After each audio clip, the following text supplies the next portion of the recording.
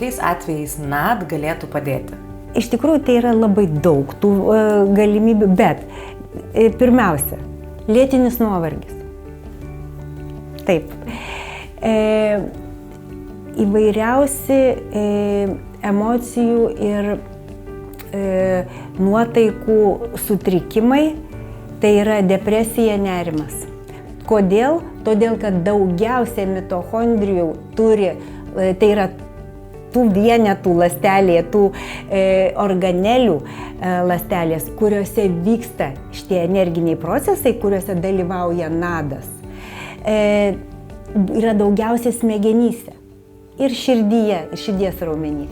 Tai reiškia, tada, kada tau reikia, kad tau atsigautų tavo smegenys, kai tau reikia proto aiškumo, minties aštrumo, mąstymo greičio ir jauti, kad baterijos sėdo.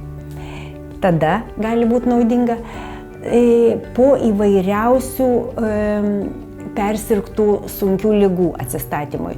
Pavyzdžiui, po sunkių virusinių ligų, po COVID-o, po visokių persirgtų sepsių, po operacijų, po didelių stresų ir pergyvenimų, kurie iš tikrųjų sukrečia.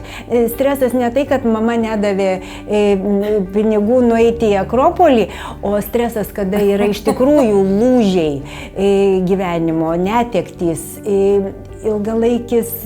ilgalaikės ten kažkokios tai nelaimės. Bet tada atsistatymui gali būti naudinga. Dar labai noriu paminėti, jisai dabar vis plačiau naudojamas, ypač užsienyje, priklausomybių gydymui. Tai yra vienas iš gydymo metodų arba kaip pagalbinis gydymo metodas priklausomybėms nuo narkotikų, alkoholio ir kitų substancijų gydymui, todėl kad jis blokuoja tam tikrus receptorius. Čia naujas dalykas apie jį sužinotas. Ypač opiatinius receptorius, žmonėm, kurie nori nutraukti opiatų vartojimą.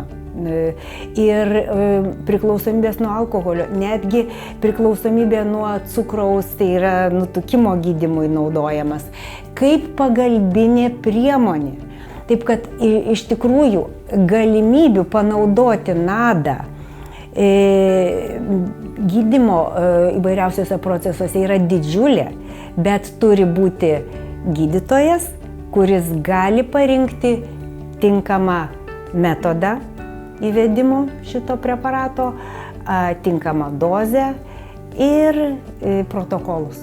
Protokolų yra ne vienas, mes žinom, kaip tą daryti, bet čia yra nėra taip paprasta, kad galėtum taip pat per 3 sekundės pasakyti.